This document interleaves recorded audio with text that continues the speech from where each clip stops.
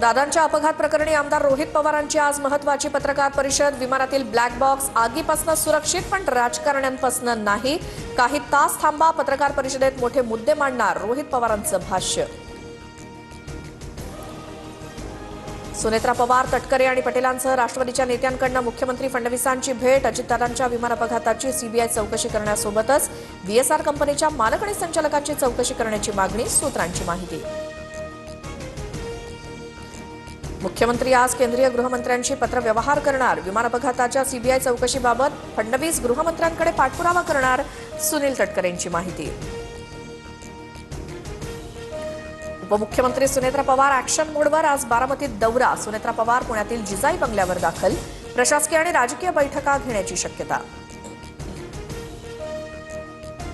मुंबई महानगरपालिकेच्या तिजोरीच्या चाव्या कुणाकडे, आज फैसला होणार। स्थायी समितीसह महत्त्वाच्या समित्यांचे कारभारी ठरणार।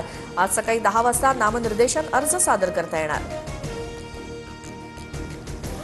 कोल्हापुरातील 433 ग्रामपंचायतींच्या निवडणुकीचं बिगुल वाजलं। शुक्रवारपासून प्रभाग रचनेला सुरुवात। 30 मार्चपर्यंत अंतिम प्रभाग रचना जाहीर करावी लागणार। एप्रिलच्या पहिल्या आठवड्यात मतदान होण्याची शक्यता। पुण्यातल्या भिगवणमध्ये तरुणीच्या अपहरणानंतर संतापाची लाट, संपूर्ण शहर बंद। आरोपीला तत्काळ अटक करण्याची मागणी। तर काल हिंदू संघटनांकडून पुणे सोलापूर रस्त्यावर टायर जाळत निदर्शनं।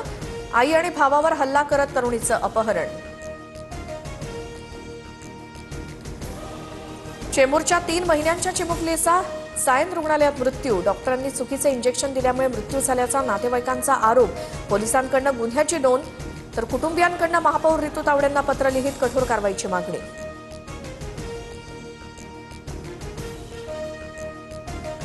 नागपूर जिल्हा बँकेकडून थकीत कर्जदारांची माहिती गोळा करण्यास सुरुवात। शेतकऱ्यांना कागदपत्र सादर करण्याचं आवाहन।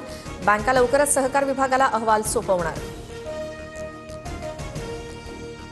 होळी आणि शिमग्यासाठी मध्य रेल्वेकडून 186 विशेष गाड्या। कोकणासह नागपूर आणि उत्तर भारतासाठी गाड्या धावणार। 18 फेब्रुवारीपासून आरक्षण सुरू। प्रवाशांनी लाभ घेण्याचं रेल्वेचं आवाहन।